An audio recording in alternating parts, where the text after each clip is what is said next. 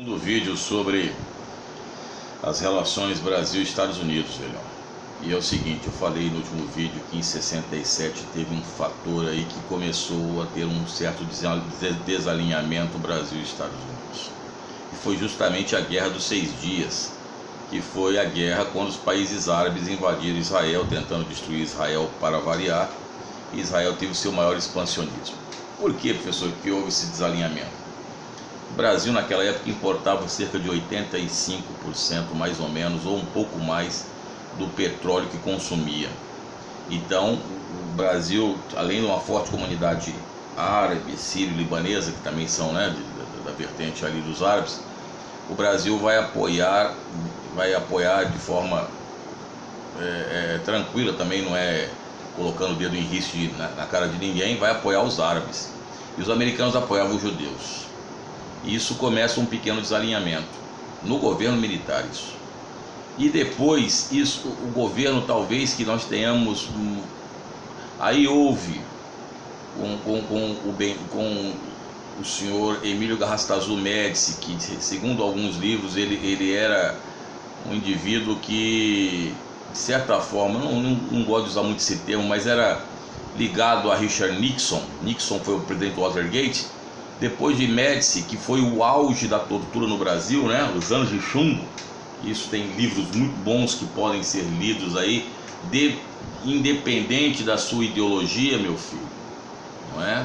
Porque senão daqui a pouco você vai dizer que isso não existiu, né? Vai fazer igual a algumas entidades mundiais que dizem que só existe futebol numa época, na outra não existia, quer dizer, aí a história só começa quando a pessoa quer que comece. Não, já falei isso, a história é um cadeamento.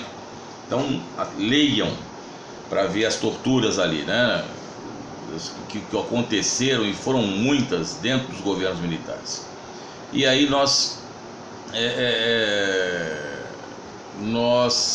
entramos no governo Geisel, que foi marcado principalmente pela questão de energia, e principalmente porque ele vai dar a origem à abertura lenta e gradual, não é? Geisel, quando ele assume o poder, logo depois lá nos Estados Unidos vai também acontecer a assunção do poder de Jimmy Carter. Jimmy Carter era democrata, entendam bem isso.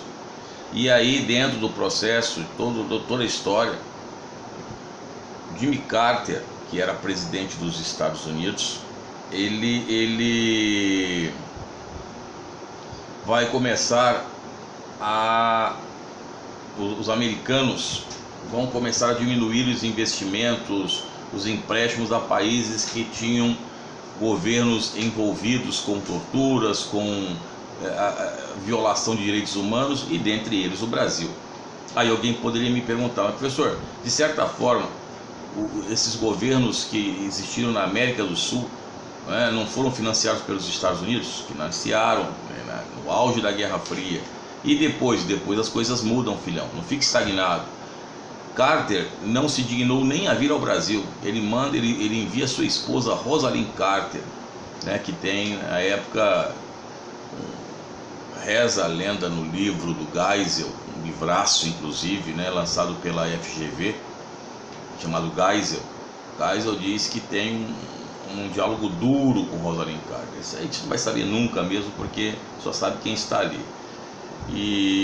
Mas aí o Brasil vai, só para vocês terem noção, o Brasil em 74 ele cria o projeto nuclear Brasil-Alemanha. E isso, dentro de uma Guerra Fria, o Brasil começava a se desalinhar um pouco mais dos Estados Unidos. Isso levou os americanos a repensarem todo esse processo. Então não é assim simplesmente, o Brasil fazia o que queria, não é bem assim, cara, não funciona assim. Foi, acho que no governo Geisel, que o Brasil reconhece Cuba e volta a relações com Cuba.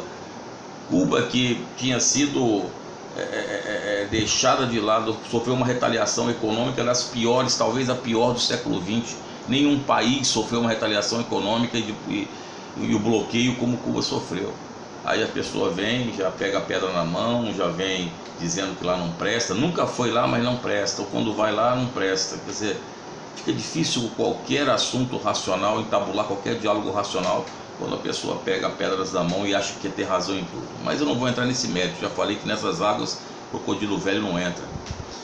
O que acontece é que o Brasil então depois vai passar a década perdida, nós vamos aí ficar devendo, aí dando aqueles calotão no FMI, aí todo mundo sabe disso, isso gerou inflação, recessão econômica, todo aquele processo.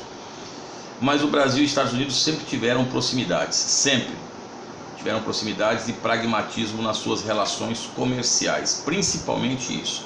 E os americanos sempre foram protecionistas. Isso não vai mudar com Joe Biden, muito pelo contrário. O protecionismo americano irá continuar. Então a pessoa que está colocando, vamos melhorar as relações do quê? Que relações que irão melhorar? As relações são feitas em relações de Estado, ok? Relações de Estado. Elas não são feitas relações particulares. Então vamos deixar bem claro isso. Tanto é, olha bem que situação. O pessoal de esquerda vai essa daí, você sabe, e o pessoal de direita também. Você sabe qual foi o presidente que mais visitou os Estados Unidos? Foi o Lula. 7 vezes ele foi em solo norte-americano. 7 vezes. E ele era um presidente centro-esquerda. E lembrando que a amizade, só para você também ter noção, não leva a muita coisa dentro de política, econômica principalmente.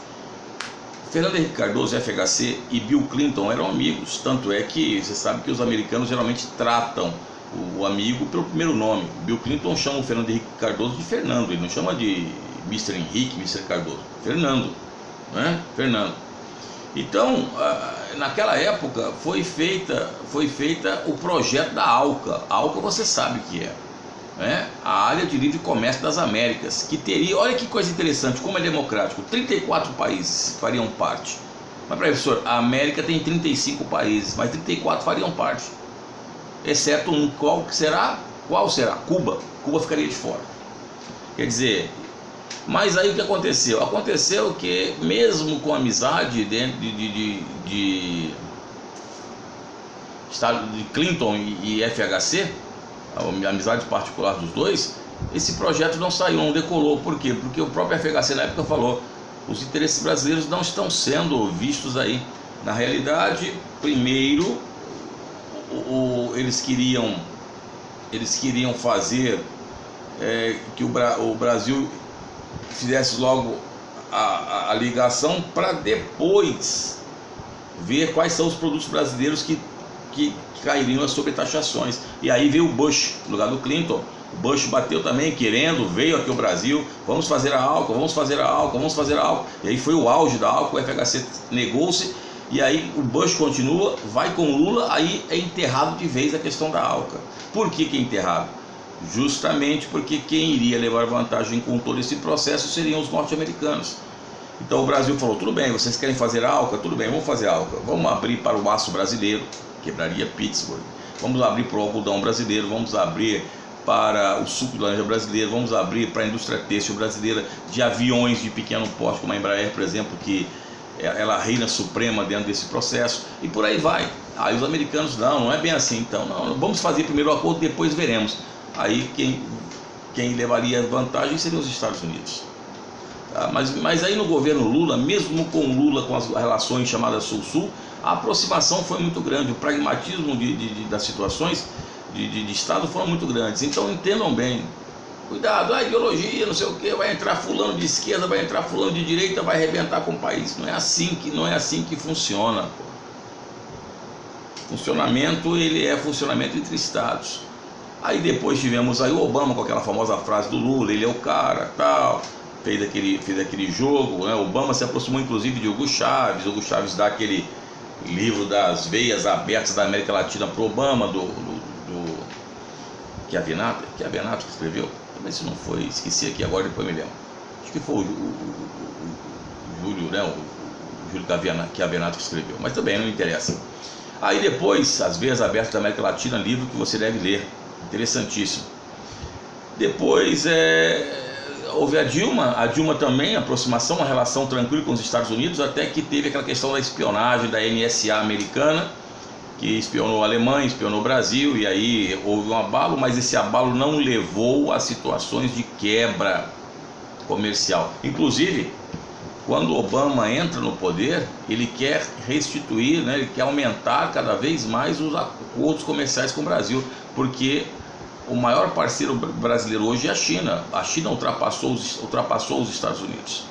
Então, os americanos interessam muito serem novamente os grandes parceiros comerciais do Brasil. Aí alguém pode falar, olha a questão ambiental, Bolsonaro, lá o presidente, né? Presidente Bolsonaro, etc. E tal, aquela coisa toda. Então, novamente, questão de estados. O próprio Obama falou assim, seria uma pena se o Brasil não fosse o protagonista do meio ambiente novamente. Quer dizer, existem relações diplomáticas, está sendo levado de leve. Isso vão sentar-se aí os ministros. Por isso que você tem ministro, filhão.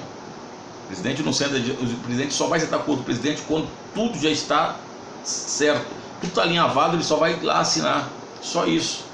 Quem faz esse acordo geralmente são os ministros, são os embaixadores, os diplomatas das diversas vertentes que existam por aí, em diversos locais econômicos e outras parcerias. Então, com Biden no poder, você pode ficar tranquilo que o protecionismo vai continuar. Nós manteremos grandes relações comerciais com os Estados Unidos. O Brasil não vai ser colocado de lado nesse jogo mundial, até porque hoje é necessário que você tenha cada vez mais relações fortes comerciais e também diplomáticas. Então não haverão muitas mudanças aí. Professor, pensei que ia ter guerra. E a guerra, professor? Eu vejo pessoas falando de guerra como se fosse uma coisa tão simples. Guerra. Vamos declarar guerra. Só quero lembrar para vocês o seguinte: existem duas coisas, o hard power e o soft power. O hard power é a questão da guerra. Vamos dominar para tirar aquela situação toda. Então, isso é o hard power. Vou usar minhas forças militares para tomar o determinado território, porque eu preciso daquele território. Foi muito usado no século XIX, até nas guerras mundiais. Hoje é o soft power. Não, professor, peraí.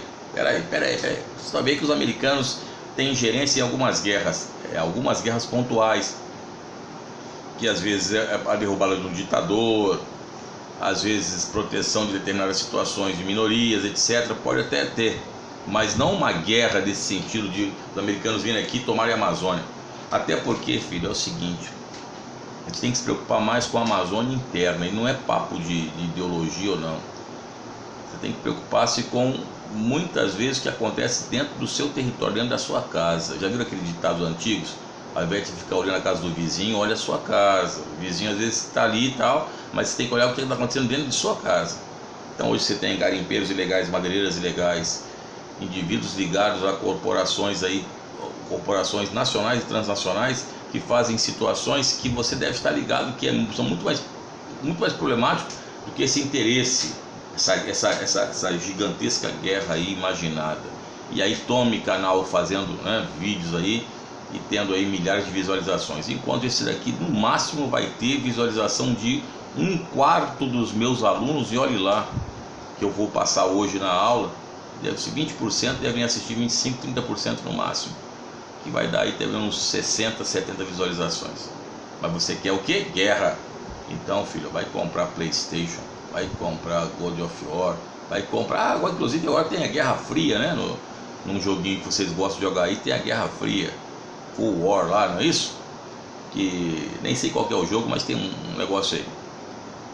As guerras, esses tipos de guerra, filhão, mesmo com as corridas nucleares que nós falamos aí que está preocupando, elas são vistas cada vez mais distantes. O que se quer hoje é dominar o mundo, mais com tecnologia, comunicação, comércio, etc, etc, etc. Já Elvis, filhão, para não ficar muito longo, porque senão não dá nem para passar na minha aula uma parada dessa, ligado? Tamo junto, então, põe na sua cabeça: Biden no poder, vai mudar muita coisa? Não. Botafogo vai ser campeão brasileiro esse ano? Não. Vasco também não. Então, filhão, já Elvis.